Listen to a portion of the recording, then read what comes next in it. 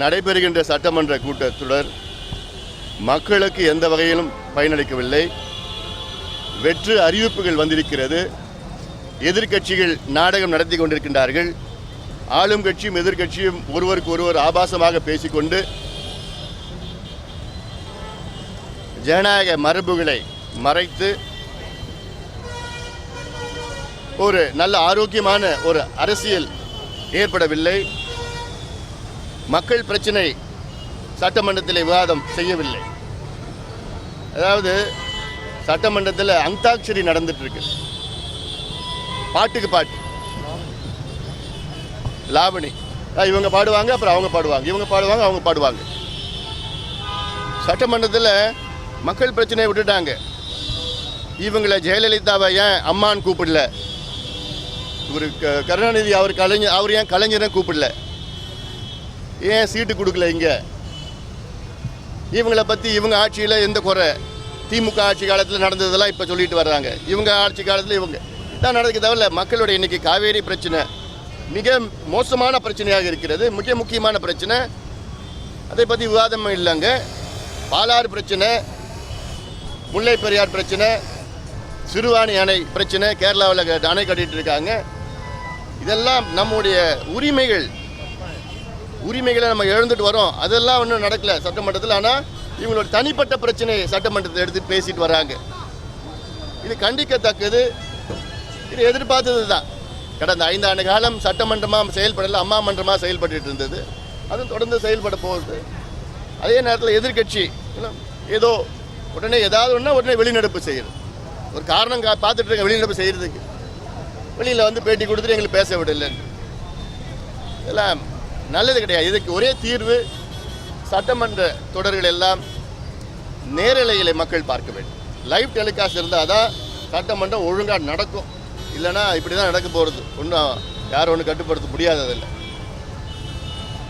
அதனால் இன்றைக்கி காவேரி பிரச்சனைக்கு தேவை முதலமைச்சர் அவர்கள் தலைமையிலே அனைத்து கட்சி கூட்டத்தை கூட்டுங்கள். இதுதான் அத்துணை நபருடைய கோரிக்கை, அத்துணை விவசாய சங்கங்களுடைய கோரிக்கை, அத்துணை அரசியல் கட்சியினுடைய கோரிக்கை.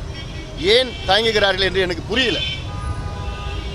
முதலமைச்சர் அவர்கள் எந்த கௌரவம் பார்க்காமல், இது அதிமுக பிரச்சனை கிடையாது, இது தமிழ்நாட்டு மக்களுடைய பிரச்சனை. இது கர்நாடகா முதலமைச்சர் சித்தராமையா அங்கே மேகதாது அணையில் நாங்கள் 5912 கோடியிலே நாங்கள் அணை கட்டியே தீர்வோம் என்று அறிவித்திருக்கின்றார். அங்கே இருக்கின்ற 2 அமைச்சர்கள், பொறுப்புள்ள அமைச்சர்கள் பொறுப்பற்ற முறையில் நாங்கள் காவிரியில் ஒரு சொட்டு தண்ணீர் நாங்கள் கொடுக்க மாட்டோம் என்று ஆணவமாக பேசிக் கொண்டிருக்கின்றார். இது 2 மாநிலத்தோட உறவுக்கு பாதிக்கப்படும். ஏன்னா இது வாழ்வாதார பிரச்சனை மட்டும் சட்டம் ஒழுங்கு பிரச்சனையாக மாறும். இதற்கு முதலமைச்சர் தலைமையில் அத்துணை கட்சிகளும் சேர்ந்து டெல்லிக்கு சென்று பிரதமரை சந்தித்து வலியுறுத்தி அழுத்தம் கொடுத்து சட்டத்திற்கு புறம்பாக கர்நாடகா செயல்பட்டு கொண்டிருக்கிறது, அதை கண்டித்து தண்ணீரை திறந்து விட வேண்டும். இந்த கடந்த 2 மாதத்தில் தமிழ்நாட்டிற்கு 60 டிஎம்சி தண்ணி வந்திருக்க வேண்டும். ஆனால் 15 டிஎம்சி தண்ணி தான் வந்திருக்கிறது. எல்லாத்தோட முக்கியம் இன்று காவிரி மேலாண்மை வாரியம். இதை அமைத்தால்தான் இந்த நிரந்தர தீர்வு வரும். இதற்கு காவிரி மேனேஜ்மெண்ட் போர்டு. ஏன்னா தொடர்ந்து நம்ம வஞ்சிக்கப்பட்டிருக்கோம். 1990 காவிரி நடுவர் மன்றம் அமைக்கப்பட்டு 91 இடைக்கால தீர்ப்பு, 2007 இறுதி தீர்ப்பு, 2013 கெசட் நோட்டிஃபிகேஷன். எவ்வளோ நாள் பிறகு கெசட் நோட்டிஃபிகேஷன் நடந்து இன்னைக்கு 3.5 வருஷம் ஆயிடுச்சு. 6 மாதத்துக்குள்ளே காவிரி மேலாண்மை வாரியம் அமைச்சிருக்க வேண்டும். சட்டப்படி நடக்கல. அதனால் தொடர்ந்து இதெல்லாம் இருக்கு. உச்சநீதிமன்றம் செல்லணும், பிரதமரை வலியுறுத்தணும். இதெல்லாம் தொடர்ந்து ஒரு கூட்டு முயற்சி எடுக்க வேண்டும். இது நடந்தால்தான் தமிழ்நாட்டின் உரிமைகளை நாம் பாதுகாக்கலாம். இல்லையே அவங்க கௌரவம் பார்த்தாங்கன்னா ஒன்றும் ஆக போகிறதில்ல. பாலாத்தை விட்டுட்டோம், காவிரியை விட போகிறோம், எல்லாத்தையும் இழந்துட்டு இருக்கப்போ திருவாணி அணையை கட்டிகிட்டு இருக்காங்க, கட்டறதுக்கு முயற்சி பண்ணிட்டு இருக்காங்க. அதெல்லாம் தவறான ஒரு போக்கு.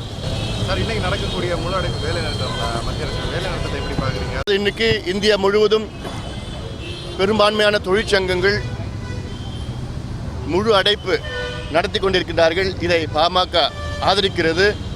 அவருடைய 12 நியாயமான கோரிக்கைகளை மத்திய அரசு நிறைவேற்ற வேண்டும். கடந்த ஆண்டே மத்திய அரசு நிறைவேற்றுவோம் என்று உறுதியளித்து ஆனாலும் எந்த நடவடிக்கையும் இல்லை. ஆக அந்த கோரிக்கைகள் எல்லாம் அவசியமாக அது நியாயமான கோரிக்கையை நிறைவேற்ற வேண்டும் என்று நாங்கள் வலியுறுத்துகின்றோம். உள்ளாட்சி தேர்தலில் நாங்கள் தனியாக போட்டியிடுவோம். ஆனாலும் எங்களுக்கு ஒரு அச்சம், இந்த தேர்தல் நியாயமாக நடக்காது என்று. இது நான் பல முறை சொல்லியிருக்கிறேன். காரணம், இந்த தேர்தல் தமிழ்நாடு தேர்தல் ஆணையம் நடத்தியிருக்கிறது. இந்திய தேர்தல் ஆணையம் நடத்திய அந்த சட்டமன்ற தேர்தலே ஒழுங்காக நடக்கல. அப்போ இவங்க நடத்தினாலும் எப்படி இருக்கும்னு நமக்கு தெரிய போகுது. ஆனாலும் இதையெல்லாம் பொருட்படுத்தாமல் நாங்கள் களத்தில் இறங்கி போட்டியிட்டு வெற்றி பெறுவோம் என்ற நம்பிக்கை எங்களுக்கு இருக்கிறது.